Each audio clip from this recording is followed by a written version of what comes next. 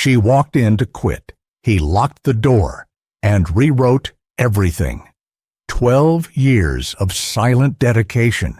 12 years of being the one behind the scenes, fixing problems, holding people together, only to be forgotten. Eleanor Hayes was ready to walk away, not with bitterness, but with dignity. She wasn't looking for revenge. She wasn't even looking to be noticed. But someone was watching. James Whitmore III, CEO, billionaire, widower, known for being brilliant, ruthless, and utterly unreachable, until that day when the quiet woman with the trembling hands placed a letter on his desk, and something in him shifted. This isn't just a story of quitting. It's about the moment two people, both tired, both guarded, both quietly broken, finally saw each other. If you've ever been overlooked, underestimated, or left behind, and if you've ever held back feelings for someone because the timing, the roles, or the scars felt too complicated, tell us below. Have you ever wanted to walk away, but stayed for the right reason? Now, lean in close. Let us tell you the story of the secretary who quit in tears. But the billionaire CEO locked the door and said, "You're mine." 12 years. That's how long Eleanor Hayes had given to this company. 12 years of arriving before the lights came on and staying after the cleaning crew had finished. 12 years of printing, proofreading, coordinating, calming, adjusting, absorbing, of being the person who always knew where the missing file was, when the meeting was, who needed what before they even asked. But tonight, as rain tapped gently against the tall windows of the fifth-floor office, her resignation letter glowed on the computer screen like quiet defiance. The cursor blinked, steady, patient, as if waiting for her to hit send. The building was nearly empty. It always was at this hour. Most of her co-workers had left by 6. Some had the luxury of families to go home to. Some had mastered the art of disconnecting. Eleanor had neither. What she had was the silence of a long hallway, the hum of a soda machine down the corridor, and the low buzz of the overhead lights, always slightly too warm for comfort. She stared at the letter. Her fingers rested on the keyboard, unmoving. The body of the message was direct, polite, professional. It took her nearly 2 hours to write it, though the words had been forming inside her for years. She leaned back in her chair, the worn leather creaking under her. The only light in the room came from her desk lamp and the glow of the monitor. Beyond the window, Charleston's skyline shimmered beneath a wet blur of raindrops. She used to love that view. Now, it looked like a painting she'd stared at too long, once breathtaking, now hollow. The final blow had come that morning. She had spent the better part of 3 weeks building out the strategic planning deck for the company's newest client, Coastal Haven Resorts. Dozens of hours analyzing market trends, surveying customer behaviors, adjusting every detail until it felt just right. The kind of work that required both instinct and precision. The kind of work she used to dream of doing. And when the internal presentation began, her name wasn't even on the first slide. It wasn't anywhere. Vanessa Pratt had taken the floor with perfect posture, perfect polish, and a perfectly rehearsed script. She clicked through Eleanor's slides, presented Eleanor's data, and answered questions with a practiced smile Eleanor knew well. Because she had written the answers. Not once did Vanessa glance Eleanor's way, not even a thank you when it ended. By 3 Suro P. Mum. Everyone in the room was celebrating a job well done. Vanessa even received a congratulatory email from James Whitmore III himself, the elusive CEO who rarely praised anyone directly. Eleanor sat at her desk with a paper cup of lukewarm tea, staring at her inbox. Not one message, not a nod, not even a whisper of acknowledgement. And just like that, something in her had settled, not snapped, not screamed, just quietly folded in on itself, like the final corner of a paper crane. Complete. She glanced now at the letter again, then at the tiny desk clock, 8:17 p.m. 12 years. She thought about the little sacrifices, the Sunday evenings lost to proofreading annual reports, the time she missed her goddaughter's recital to cover an investor dinner last minute, the quiet promotions given to others with the same quiet reasoning, you're so good at what you do where you are, as if excellence were a cage. She pulled her cardigan tighter around her shoulders and stood slowly, the weight of fatigue settling in her joints. Her eyes burned not with tears, but with the ache of accumulated restraint. She clicked print. The printer beside the filing cabinet whirred to life. A single sheet of crisp white paper slid out. The words looked so final in ink. She folded the letter neatly, slipping it into an ivory envelope she had brought from home. It was the kind with a real flap, not self-adhesive. She sealed it carefully, pressing the edge closed with the back of her thumbnail. Across the front, she wrote in steady cursive, James Whitmore III. Personal. The quiet of the office seemed to deepen. She didn't know what she expected from handing it in personally. Perhaps nothing. Perhaps everything. She placed the envelope inside her leather tote, the one she'd carried since her 3rd year at the company. The same bag that had once held lunch notes from her father when he was still alive. The same bag that had been with her through every client pitch, every late night, every quiet heartbreak.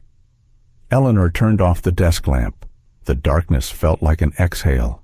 She paused at the door, her hand resting on the knob. Tomorrow, she whispered, the word barely a breath. I'll hand this in myself.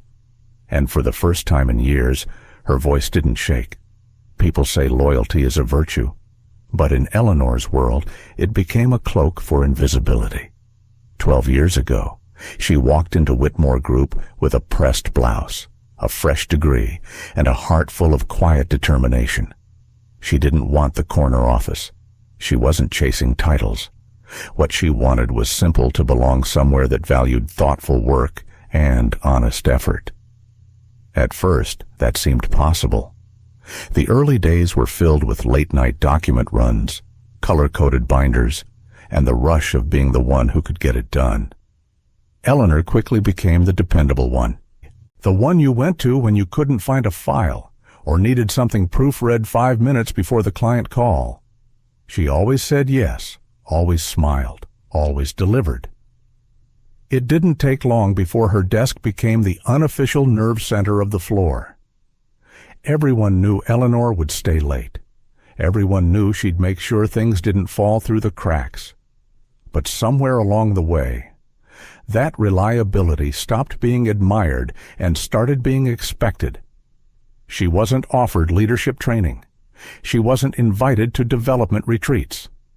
New hires were onboarded without her input, despite her knowing more about the workflows than anyone in middle management. She became the steady one, the background, the one who made everyone else look polished without ever shining herself. And then came Vanessa. Vanessa Pratt arrived at Whitmore Group with sleek hair, sharp heels, and an even sharper smile. She was the kind of woman who walked into a room and people leaned in. Charismatic, articulate, always a step ahead in both fashion and office politics. At first, Eleanor liked her. Vanessa seemed approachable. She complimented Eleanor's organizational systems, asked her opinion on presentation formats, even brought her coffee once during a stressful week. They had lunch together once, maybe twice. There were jokes about being the only 2 women in a room full of suits. It was easy to feel seen, but slowly. The compliments faded. The smiles became shorter. The requests more pointed. Vanessa began asking Eleanor to take a quick look at her slide decks, then presenting them as her own. She'd forward client memos with vague instructions. Can you clean this up for me? And when the ideas impressed the board, She never corrected the assumption that they were hers. Eleanor hesitated at first. She thought maybe it was just a miscommunication. Maybe Vanessa meant to give her credit and forgot. Maybe next time. But next time never came. Soon, Vanessa was the rising star. She was featured in internal newsletters, quoted in press releases, whispered about in hallways as the future face of the company. She handled clients with charm, but the foundation of her success, data analysis, strategy notes, logistical planning, often came from documents Eleanor had prepared late into the night. Still, Eleanor said nothing. She told herself it didn't matter, that the work was being used, that results were what counted. But the silence took its toll. Meetings became harder. Vanessa stopped inviting her altogether. When Eleanor gently inquired why she wasn't looped in on the Coastal Haven planning session, Vanessa smiled thinly and said, "It was a tight group, nothing personal." When the same thing happened again the following month, Eleanor realized she'd been systematically excluded, not through outright dismissal, but through omission, which was somehow worse. There was one afternoon 6 months before this night when the shift became undeniable. Eleanor had just handed Vanessa a neatly bound report outlining a marketing pivot for a declining product line. She had poured her heart into it, digging through demographic patterns and cross-referencing regional performance metrics. As she handed it over, Vanessa didn't even glance at it. She just smiled and said, "You know, Eleanor, not everyone is built to be in the spotlight. Some people are better as background support. Don't you think?" It was said with a soft tone, almost kind, as if it were a compliment, but it landed like a slap. That night, Eleanor went home and didn't open her laptop for the first time in years. She lay on her couch in the quiet, watching ceiling shadows shift with passing headlights, and wondered how long she had been standing still, how long she had let herself shrink so that others could stretch. She told herself it was just the way of the world, that not everyone needed to be at the front of the room. But the truth was more painful. She had allowed herself to be invisible because she believed it made her irreplaceable. Now, sitting at her desk with the office finally empty, that lie no longer held weight. She looked down at the envelope resting beside her keyboard. Ivory, thick, the kind she used to buy when she wrote real letters back when her father was still alive, and she'd send him updates from college. She slid the printed resignation letter inside, folding the flap with care. Her fingers lingered on the crease, the motion as deliberate as it was final. Tomorrow, she would climb the stairs to the executive floor. Tomorrow, she would hand this in. But tonight was for remembering, for honoring the invisible years, the ones she gave away without asking for anything in return. She slipped the envelope into her bag, zipped it closed with a quiet firmness, and turned off her monitor. Outside, the rain hadn't stopped, but inside her, something finally had. The elevator ride to the executive floor felt longer than usual, or maybe it was just the weight of 12 silent years pressing down on her shoulders. Eleanor stood near the back of the elevator, her hands clasped in front of her, the envelope tucked tightly under one arm. The mirrored walls reflected her composed exterior navy blouse, black slacks, hair neatly pinned, a professional image she had perfected over the years. But beneath that, a quiet storm churned. The envelope felt heavier than paper should, or perhaps it was what it represented: finality, truth. The line between being seen and being overlooked for the last time. She had been to the top floor before, but only to deliver documents, drop off catered lunches, or discreetly place agendas on polished conference tables. She had never walked into the CEO's office as herself, not as Eleanor Hayes, a woman with something to say, but always as someone doing a task for someone else. But not today. The elevator chimed, and the doors opened to a corridor lined with wood-paneled walls and soft amber sconces. The carpet beneath her heels muffled every step as she walked toward the double doors at the far end, the doors few dared to knock on. The hallway smelled faintly of old books and cedar, the kind of scent that belonged in a grandfather's study or an old Southern library, comforting in its own way, solid, timeless. She paused before the frosted glass doors etched with delicate gold lettering. James Whitmore III, Chief Executive Officer. Her fingers brushed over the envelope in her hand, just once. Then she knocked. A moment passed. Then a low voice, warm but measured, answered from within. "Come in." She opened the door slowly. The office was larger than she remembered, not ostentatious, but elegant in its restraint. Walls lined with built-in bookshelves held hard covers in deep jewel tones. A grandfather clock ticked softly in one corner. There were paintings not modern art, but seascapes and pastoral scenes, as if to suggest legacy over trend. Behind the wide mahogany desk, James Whitmore III looked up from his laptop. He wore a gray vest over a crisp white shirt, sleeves rolled up to his elbows, tie loosened at the collar. The kind of man who always looked like he had already read tomorrow's headlines. His eyes narrowed slightly when he saw her. "Miss Hayes," he said, standing. "This is unexpected." She gave a small nod, but didn't smile. "I won't take much of your time, Mr. Whitmore," she replied, her voice clear, steady. He gestured toward the two chairs across from his desk. "Please, sit." Eleanor took the seat closest to the window. From here, the view of Charleston stretched endlessly, gray rooftops, winding rivers, the shimmer of distant marshes under morning rain. She didn't look at the view. She looked at him. "I wanted to give you this directly," she said, placing the envelope on the desk between them. Her fingers brushed its edge one last time before pulling back. He glanced at it, but didn't pick it up. There was a pause. Then he leaned forward, folding his hands together. "I assume this is what I think it is." She didn't answer right away. Instead, she took a breath, deep, grounding. And then she spoke.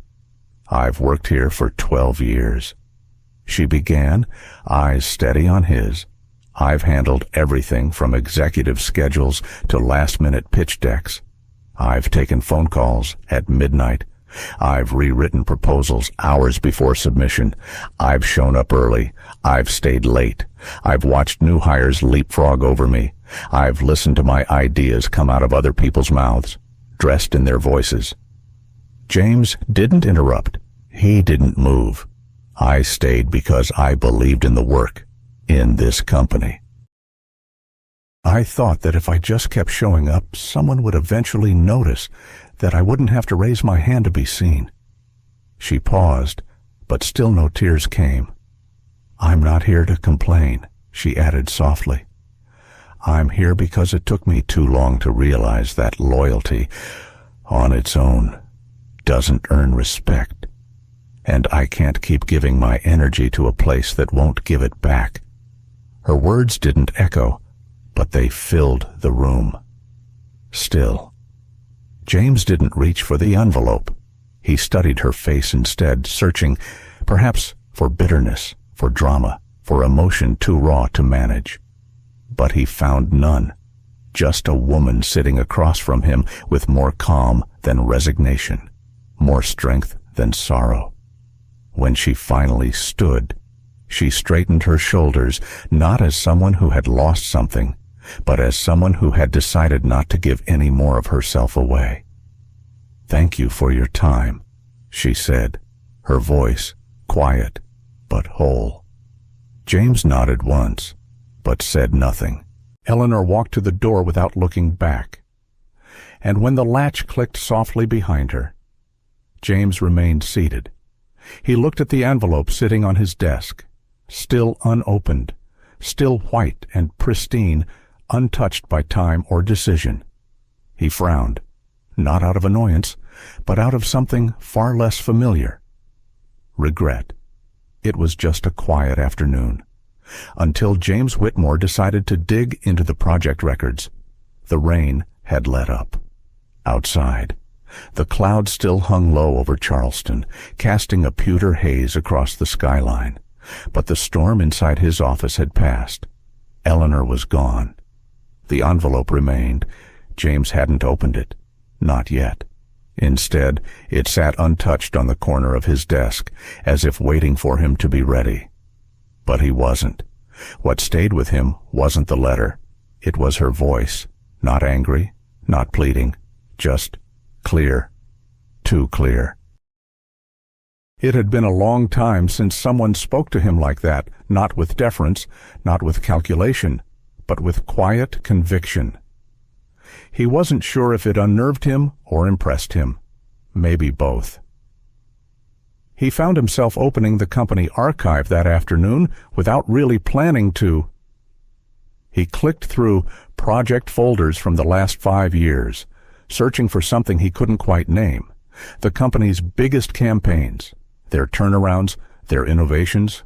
One by one, he opened decks, briefs, strategy outlines.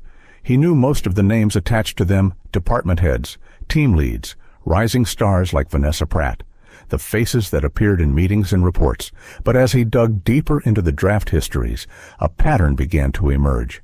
There it was, in the metadata. E.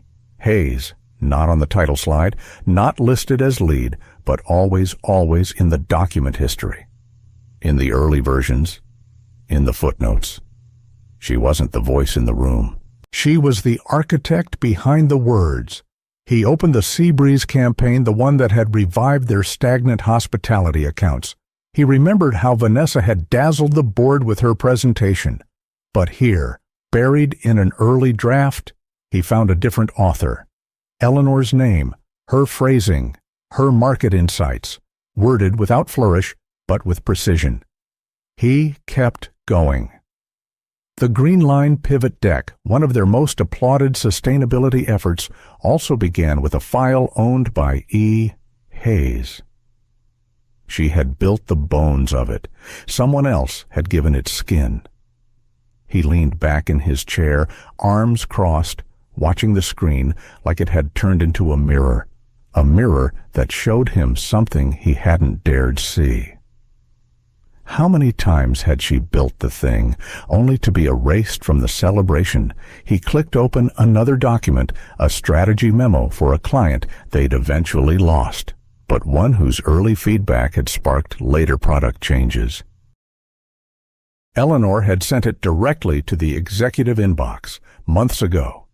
He hadn't read it, or perhaps he had, but too quickly. There was a line in the introduction that caught his breath now. Sometimes the best solutions aren't louder. They're simply better. He read the sentence again. It wasn't poetic.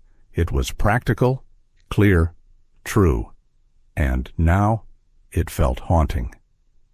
He scrolled through the rest of the memo, detailed, thoughtful, with 3 alternate directions and contingency planning that mirrored the very model they now used. At the time, it had been passed over. Now, it read like a blueprint for everything they'd grown into. He sat still for a long time, the screen glowing in the early dusk. In all his years running the company, he had trained himself to see the people who made waves, the ones who spoke up, demanded attention, presented confidently. But Eleanor had never been that kind of storm. She was the tide. Quiet, constant, unnoticed until it shifted everything. He pulled up one more folder, internal proposals, found a list of campaign ideas dated 2 years ago, a folder named Revival Concepts, EH Drafts. It was her. He opened them, one by one. His eyes moved faster now, scanning for patterns, and they were all their seeds of the programs they now praised. some nearly identical, others reshaped, but undeniably rooted in her suggestions. He leaned forward and printed 3 of the documents. As the printer came to life beside his desk, spitting out crisp white pages, he rubbed a hand over his face. The familiar hum of the machine echoed in the quiet. How had he missed this, he, who prided himself on noticing what others overlooked, on cultivating talent, not just charisma? He walked to the printer and gathered the pages, flipping through them slowly. Not just good ideas, not lucky guesses. This was strategic thinking, vision, the kind people got promoted for. Except she hadn't. She'd been passed over, silently, repeatedly. And she'd stayed, all those years, until yesterday. He set the pages down, then looked at the envelope still resting on the edge of his desk, unopened, still. James stood up and crossed the room, staring out through the tall windows toward the sea.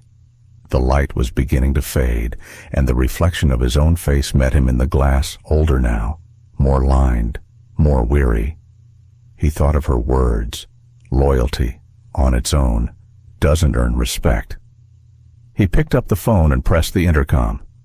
"Lena," he said, voice low but firm. "Clear my schedule tomorrow morning." A pause crackled on the line. "All of it." "Sir, all of it." He glanced down at the printed pages on his desk. "I need to speak with someone." Eleanor was ready to pack her desk. She wasn't ready to be called back upstairs. The early morning still hung quiet around the office, with only the soft hum of overhead lights and the faint sound of a copier churning somewhere in the background. The kind of silence she had grown familiar with, where people avoided eye contact, kept their heads down, and busied themselves with everything but conversation. She liked it this way today, because today she was letting go. Her desk was half-packed. A cardboard box from the supply closet now held 12 years of carefully curated normalcy, her favorite pens, a coffee mug that said, "Don't ask." "I'm busy," a photo of her and her niece from a beach trip 5 summers ago, a few notebooks, a plant that had somehow survived all those forgotten weekends. She had folded her resignation letter and left it with Mr. Whitmore himself. The hard part was done. She had no expectations, no farewell lunch, no words of regret from those who had learned to walk past her without truly seeing her. She had made peace with it, or so she thought. The phone on her desk rang. Not her cell phone, the office line. She hadn't heard it ring in months. She stared at it a moment before picking up. "Eleanor Hayes," she answered. It was Lena. "Mr. Whitmore's assistant, Mr. Whitmore would like to see you," she said gently. "This morning, if you're available." Eleanor's brow furrowed. "I didn't think there was anything else to discuss. He asked me to tell you it's not about the resignation. He just wants to speak with you. No pressure, no pressure." Eleanor hung up slowly. Her heartbeat had quickened, not out of excitement, but uncertainty. This was not how quiet exits worked. You didn't get summoned upstairs after resigning, not unless there was a problem or a misunderstanding. She slipped on her navy blazer, more from habit than necessity. Her reflection in the dark computer monitor showed a woman who had learned to appear composed even when everything beneath the surface churned. The elevator ride to the top floor felt different this time. Not heavy like yesterday, but oddly suspended, like she was caught in the space between something ending and something unexpected beginning. When the doors opened, she was met not by a receptionist, but by the warm silence of a hallway she knew too well. She walked with practiced grace, heels softly tapping against the carpet as she approached the CEO's office once more. Mr. Whitmore stood at the window when she entered, sleeves rolled up, vest buttoned, reading glasses hanging from one hand. He turned, his expression unreadable, but not cold. "Miss Hayes," he said, "thank you for coming." She gave a polite nod, but didn't smile. He gestured to the small round table near his bookshelves, not his desk. A folder sat neatly on top, as if placed there with purpose. "I'll be brief," he said, "though I admit this is long overdue." She didn't sit. He continued anyway. "Yesterday, I took a walk through the last 5 years of our records. Campaigns, proposals, internal reports.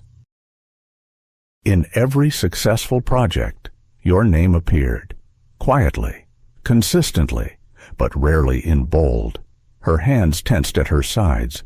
"I found outlines in your voice, drafts with your logic, insights I once thought came from others. But now I realize they started with you."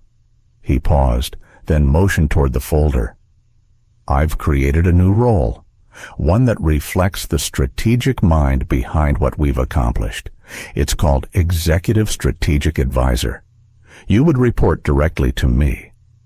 Eleanor blinked. She crossed the room slowly and sat down. She opened the folder, expecting, well, she didn't know what she expected, but not this. The role, the scope, the compensation.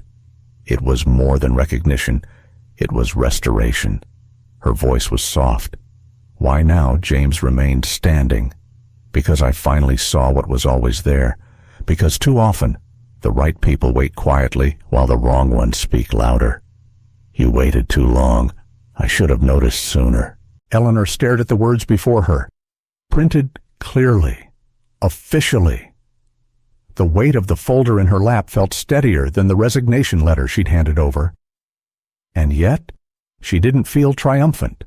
There was no swell of victory, no imagined applause in her mind. There was only stillness and the fragile beauty of being seen. "I'm not asking you to say yes today," he added. "I only ask that you believe this isn't about guilt or optics. This role exists because it should have long ago." She closed the folder gently, her fingers brushing its edge like it might disappear if she touched it too hard. And then she looked at him, not as the man in charge, not as the one who had overlooked her for years, but as someone who, even if belatedly, had tried to make something right. "I'll accept," she said, voice steady. "But it wasn't for the title. It wasn't for the pay. It was because, for the first time, she wasn't being asked to stay invisible." Later that night, Eleanor walked home beneath the soft lamplight of Charleston's old streets. The air smelled of rain and blooming magnolias, and her heels made soft echoes on the cobblestones. She didn't smile widely, but the corners of her lips curved, just slightly.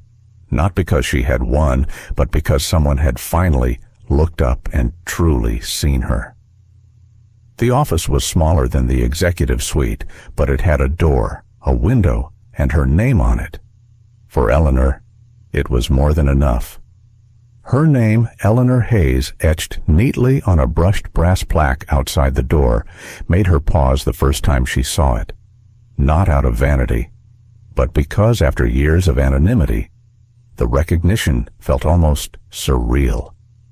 She ran her fingers lightly across the metal, then turned the knob and stepped inside. The space was quiet, bright, and simply furnished. A desk, a standing lamp, 2 chairs, and a window that overlooked the Charleston rooftops. The walls were still bare, waiting for her to decide who she was becoming. A fresh start didn't need to be dramatic. Sometimes it just needed sunlight and space to breathe. She took her time settling in, arranging her notebooks, a framed photo of her father, a ceramic vase her niece had made in art class, little pieces of the life that had existed outside those walls, now quietly moving in. What surprised her wasn't the office. It was how people treated her once she was in it. At the next strategic meeting, her seat was no longer at the far end of the table. scribbling notes no one would read. She was beside James, and when he introduced her, his tone was clear. "This is Eleanor Hayes, Executive Strategic Advisor. She'll be weighing in on every major initiative moving forward." Then he turned to her. "Eleanor, would you mind starting us off for a split second?" The room blurred. A ripple of silence. A familiar fear. What if I stumble? What if I say too much? But the quiet passed, and she spoke, not loudly, not theatrically, just clearly. She offered insight on a product launch timeline, raised a question no one had thought to ask about regional demographics. It wasn't groundbreaking, but it was hers, and they listened. People took notes when she spoke. The first time it happened, she almost laughed out loud, not because it was funny, but because it was new. James stopped by her office later that week, 2 mugs of coffee in hand. "Figured we could skip the formal email chain," he said, setting a cup on her desk. At first, his visits were brief 5, maybe 10 minutes. Check-ins about a pitch, a report, a decision coming down from the board. But the edges of their conversations began to soften. One afternoon, after discussing Q2 projections, he stayed a little longer. He glanced at the photo of her father on her shelf. "Is that your dad?" She nodded, smiling faintly. "He was a school principal, quiet kind of man, used to say. When no one listens to you, start by listening to them." James leaned back in the chair across from her, eyes thoughtful. "That explains a lot," he said. "You see more than most." Eleanor wasn't sure how to respond, so she didn't. She let the quiet fill the room like sunlight through a window left open. It was later that month when she noticed Lily, a junior coordinator in branding. Lily was sharp, attentive, but lately seemed withdrawn in meetings. Always present, never speaking. The signs were small, avoiding eye contact, flinching slightly when her supervisor raised his voice, holding her breath during pauses in conversation. Eleanor recognized it, the practiced invisibility, the subtle shrinking. After one meeting, Eleanor lingered by the elevator just long enough to catch Lily. "You had an idea about the Gen Z campaign, didn't you?" she asked gently. Lily blinked. I mean, yes. But I didn't want to interrupt." "You weren't interrupting," Eleanor said. "You were contributing." Lily's eyes darted away. "It's just, my team lead doesn't really invite input." Eleanor paused, choosing her words. "When I was in your shoes," she said, "I spent years waiting for someone to ask for my thoughts. One day, I realized if I didn't speak up, no one would know I had any." Lily looked at her, silent. "But I also know," Eleanor added, "how powerful it can be when even one person believes in you." "So here I am." Lily gave a small, disbelieving smile. "You actually noticed me." "I did," Eleanor replied. "I do." The following week, Lily spoke up in a team meeting. Her voice trembled at first, but her idea landed. Others nodded. Her supervisor didn't interrupt. And afterward, she passed Eleanor in the hallway, hesitating. "Thank you," she said, her voice hushed. "I didn't think anyone noticed."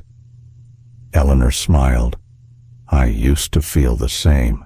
That evening, Eleanor stayed late, not out of obligation, but because the office had grown into something more than work. It was a space that reflected not just position, but presence. She stood by the window as dusk fell, watching the city shift from day to evening. Streetlights blinked on one by one, and in a building across the street, someone played piano with the windows open. Life was happening everywhere, and finally, so was hers. She turned back to her desk, where fresh folders waited, Ideas she had the authority to guide. Voices she could help amplify. A younger version of herself, somewhere in this same company, was finally being heard. For the first time in a long time, she wasn't just existing in the margins, she was rewriting them. By the third week in her new role, Eleanor Hayes had begun to feel something unfamiliar ease. She no longer walked with her eyes lowered, her steps were steady. Her name was called in meetings without surprise or dismissal. And when she spoke, people listened, but in the corridors, not everyone clapped. It started with whispers. She's always in the CEO's office. Funny how she got promoted without an announcement. Pretty face. Private meetings. You do the math. Eleanor pretended not to hear, but rumors have a way of turning down your joy and turning up your doubt. At first, it was easy to dismiss. She told herself it was jealousy, growing pains. The shift from invisibility to authority would always come with discomfort for her and for others. But the whispers kept growing. Emails stopped including her. Meetings were rescheduled last minute. Vanessa, once politely distant, was now visibly cold. She smiled when others were watching, but behind closed doors, her silence was like frost. Then came the quarterly report. It was a document Eleanor had spent weeks preparing an in-depth analysis of their Southeast regional performance and expansion potential. Data reviewed line by line, projections refined, wording deliberate. She had submitted the draft 2 days early. When the final version was presented, Eleanor noticed the changes instantly. Key figures had been shifted. Her conclusions were distorted, risk levels minimized, and her name was still on it. The presentation went ahead. The board approved a decision based on faulty numbers. By the time Eleanor could speak to anyone, it was too late. She went straight to her office, checked her files. Her draft was gone. Nothing in her sent folder. Her work had been tampered with, silently replaced. And now the blame was heading her way. The next morning, she was summoned to a closed-door meeting with James, Vanessa, and 2 board members. Let's keep this brief. Vanessa began. Her tone was cool, almost performative. There are concerns about the accuracy of your report. Eleanor. Eleanor kept her expression neutral. That was not the version I submitted. James glanced at her. Do you have a copy of the original I did? It's missing from my system. Vanessa raised an eyebrow. Convenient. Eleanor's pulse quickened, but she didn't react. Years in the background had taught her that silence was often mistaken for weakness, but sometimes silence revealed character. I'm not sure what happened, Eleanor said calmly, but I stand by the draft I submitted. That evening, James stayed late in his office. He pulled the IT logs, reviewed the file access history, called the data analytics manager himself. Within 2 hours, he had the truth. The file had been edited after Eleanor's submission. The edits came from Vanessa's assistant's credentials. He didn't speak to Eleanor that night. He called a meeting instead. The next morning, the entire executive team gathered. James stood at the front. No notes, no slides, just a quiet command. I've reviewed the file metadata from last week's quarterly report, he said. It shows unauthorized edits made after submission. The final version did not come from Eleanor Hayes. There were murmurs. He let them settle. This company does not rise on silence, and it will not fall to sabotage. Ms. Hayes earned her position. Anyone who suggests otherwise is not challenging her. They're challenging the standards we claim to uphold. He didn't raise his voice. He didn't need to. When he walked out, the room was stunned into stillness. Vanessa didn't say a word. Eleanor, seated near the back, kept her hands folded in her lap. She didn't smile, but her eyes met James's as he passed her. And in that glance there was something unspoken, not gratitude, something older. a memory of dignity returning, but the damage had taken root deeper than even James expected. Eleanor did not return to her office that afternoon, or the next day, or the one after that. Her desk remained untouched. The little photo of her father still sat on the shelf. Her coffee mug, clean and dry, waited beside the keyboard. James paused outside her door on the third morning. The hallway was quiet, filtered with spring light. A faint breeze from a nearby open window stirred the papers on her desk. He didn't go in. He just stood there, holding a mug of coffee she never came to claim. Something in him tightened. She had finally been seen, and now she had vanished. He looked down the hallway, busy, bright, full of motion, but something essential was missing, and this time he felt it. He thought he had already lost too much in life. He wasn't ready to lose her, too. James Whitmore thought he understood absence. He'd buried both parents before he turned 40, lost the woman he once planned to build a life with, watched colleagues retire, vanish, or fade quietly into irrelevance. Absence was nothing new. He wore it like a tailored suit, sharp, discreet, and necessary. But Eleanor's absence was different. 3 days. That's all it had been. Yet her empty office felt like an echo chamber, magnifying everything unspoken between them. Her chair was still tucked in, coffee mug clean, the small photo of her father still standing silently on her desk. It wasn't just absence, it was the feeling that something essential had been removed, like a candle blown out before its flame could light the room. James had been distracted before. He'd missed things, important things. He'd seen that now, too clearly. And for the first time in years, he couldn't hide behind his title. He was worried, not just for the company, not for the board's questions or the unfinished reports. He was worried about her, the way her shoulders had carried invisible weights, the things she never said in meetings, but that he could feel between every line she wrote. And more than anything, he missed her presence. That morning, unable to focus, James found himself wandering down to the lower archives, an old habit when thoughts became too heavy. The records room was cold and quiet, filled with the scent of dust and faded ambition. He ran his fingers along the spine of a binder labeled Strategic Proposals, 2013.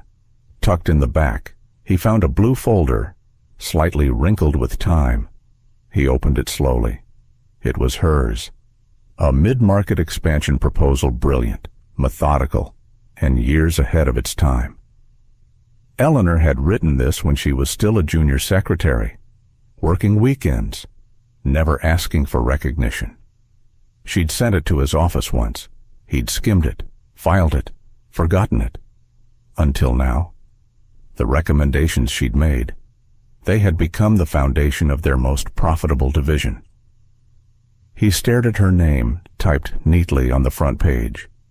No title, no signature, just Eleanor Hayes, invisible, yet holding the future in her hands.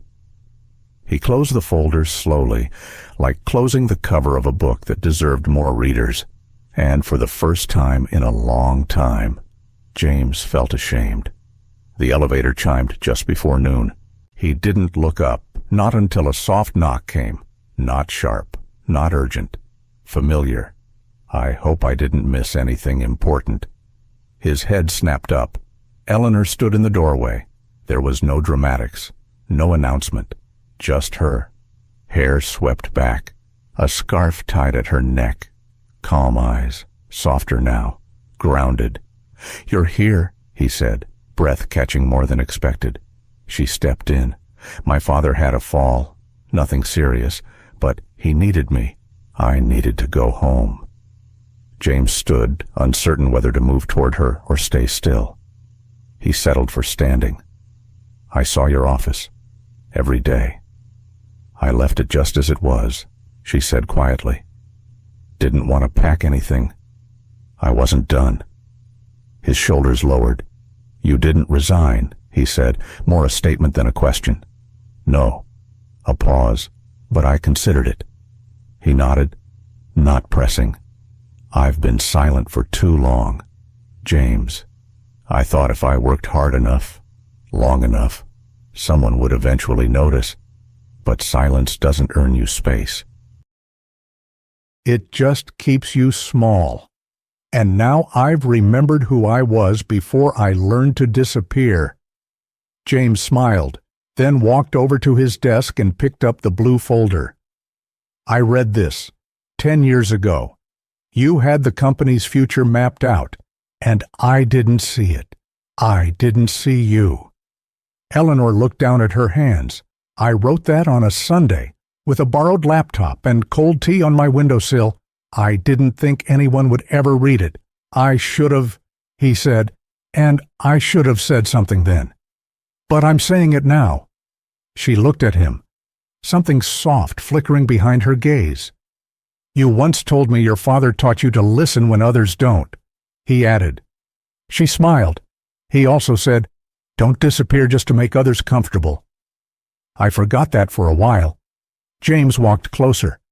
"Are you back, Eleanor?" She met his eyes, steady and certain. "I never left who I was. I'm just done hiding her." Then she tilted her head, half a smile playing at her lips. "And no, I'm not going anywhere. Mr. Whitmore." For once, he didn't correct her title. He just smiled back. Not every love story needs fireworks. Some need only silence, a river, and two people who finally see each other. James suggested the Riverwalk late in the day, when the office had begun to quiet and the sunlight stretched long across the floors. He didn't say it as a question. It was more like a quiet offering. Eleanor nodded. She needed air, too. The path along the Ashley River curved gently through old magnolia trees, past wooden benches worn smooth by time. Spanish moss hung low from branches like old memories. The breeze was cool, but not cold, just enough to make her pull her sweater a little closer. They walked side by side in silence at first. Not the stiff silence of strangers or colleagues, but the kind that holds room for breath, for noticing things: the creak of boats rocking at the dock, the scent of water and pine, the softness of gravel underfoot. It was James who spoke first. "Anne and I used to walk here every Sunday morning." Eleanor glanced at him, but said nothing yet. "We'd grab coffee from that little place on East Bay, the one with the chipped blue awning, and come here before the city got noisy." His voice didn't tremble, but there was a thinness to it, like parchment worn at the folds. "She passed away 9 years ago next week," he said, eyes fixed ahead. "Brain aneurysm, no warning. One moment she was talking about what we'd plant in the garden that spring, and the next—" He stopped walking. Eleanor waited. "I didn't come back to this path for years," he said. It felt like sacred ground, or maybe just hollow. There were no easy words to offer. She didn't try. Instead, she gently said, "You loved her?" He nodded. "Yes. And after she died, I poured everything I had into the company. It was easier to be needed than to be lonely." They resumed walking, slower this time. "I used to think if I worked hard enough," he continued, "built something big enough, I wouldn't have to feel so untethered.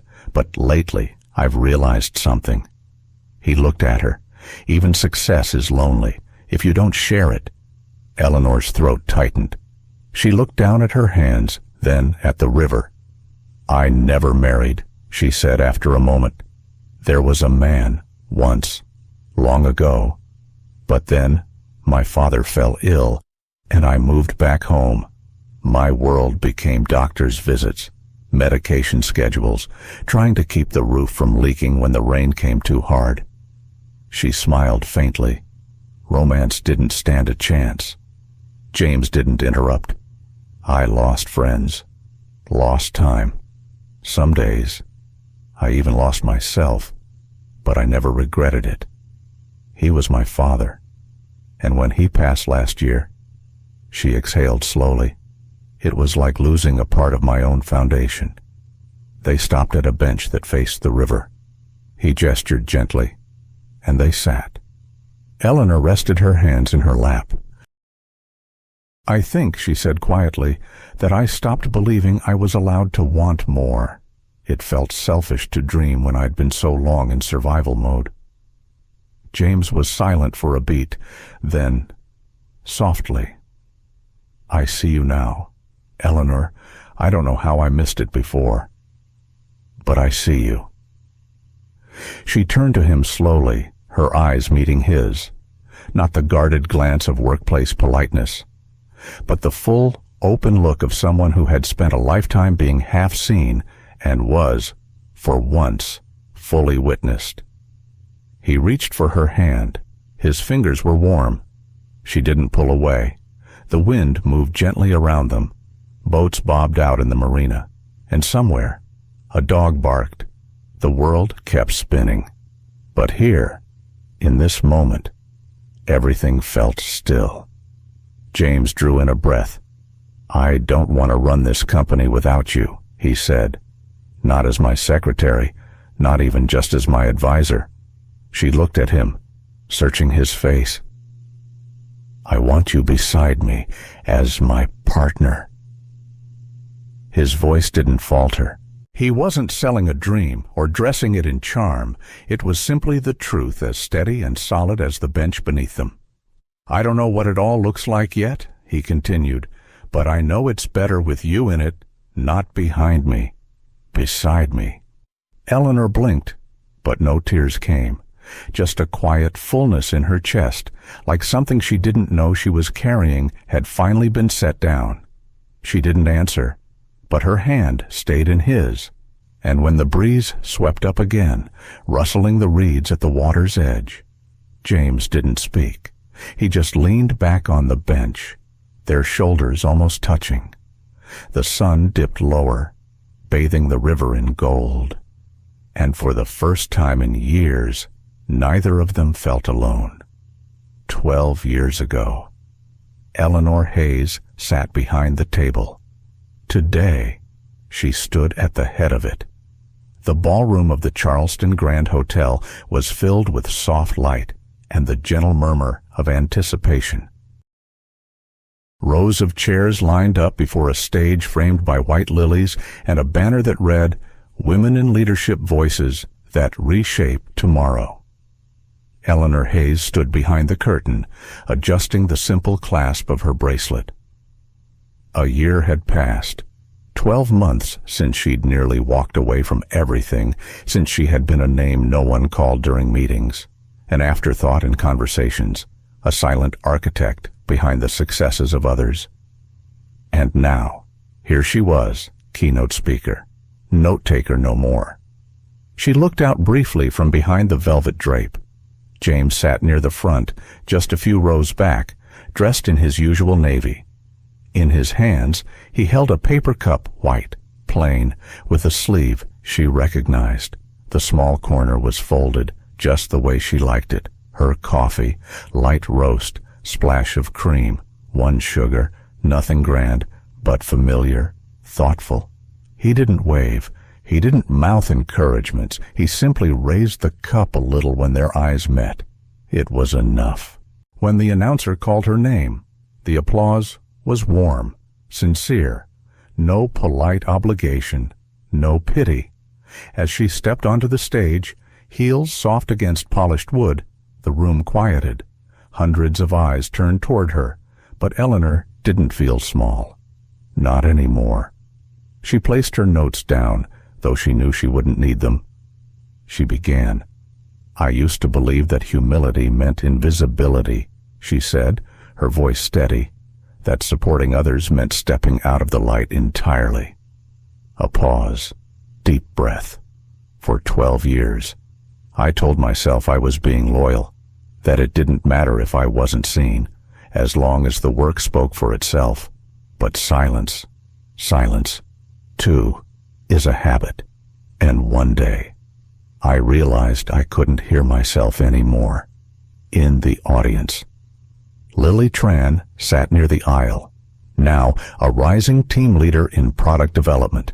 She held a notepad across her lap, but she wasn't writing. Her eyes were locked on Eleanor, wide and brimming with pride. Across the room, Vanessa Pratt sat stiffly beside other department heads. She no longer held the same influence. Months ago, during a quiet restructure, she had been moved laterally, still in the company, still respected, but no longer untouchable, no longer feared. Eleanor continued, her voice warmer now. It wasn't just about recognition. It was about permission. To be bold, to take space, to know that our stories, our paths, however quiet or winding, deserve a place at the table. The room held its breath with her. I want to tell every woman here, every person who's ever been made to feel like a background character in their own life, you are not a placeholder. You are the page. Applause began, not thunderous, not wild, but full of something deeper. Respect, recognition. Eleanor smiled, not at the sound, but at the stillness that came after. The kind of stillness that meant something had landed, had stirred. She closed with a quiet truth. Some journeys don't begin until you choose to walk away. And sometimes, walking away is the first step toward finding your place. As she stepped back from the podium, the applause rose again, stronger this time. And as she descended the stage stairs, James stood. He didn't rush toward her. He waited just beyond the last step, coffee still in hand. When she reached him, he offered it wordlessly. She took it, fingers brushing his. Light roast, he said softly, splash of cream, 1 sugar.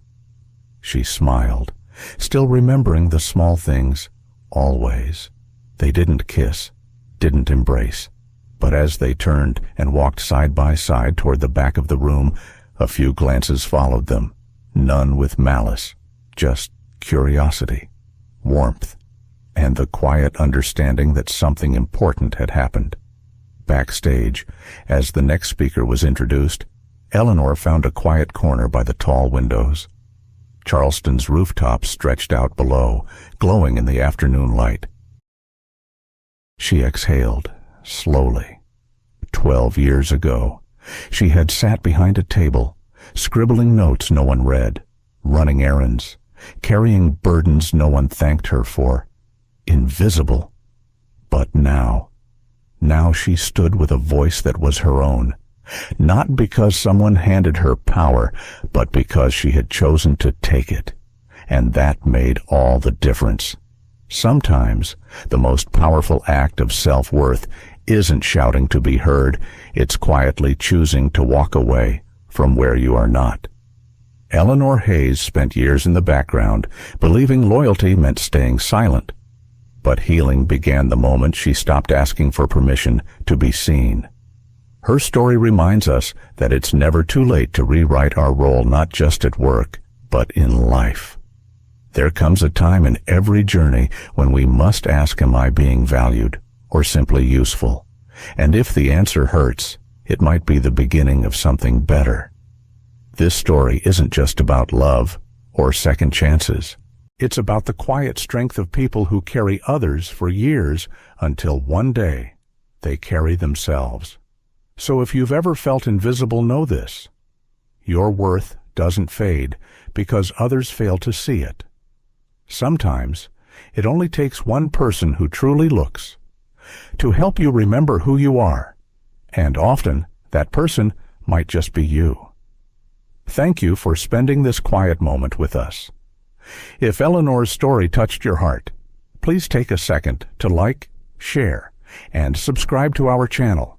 It helps us bring more heartfelt stories to those who need them. And if you know someone who's ever felt invisible, send them this story. Sometimes, a simple story can remind us that we matter. We're so grateful to have you here. Until next time, take gentle care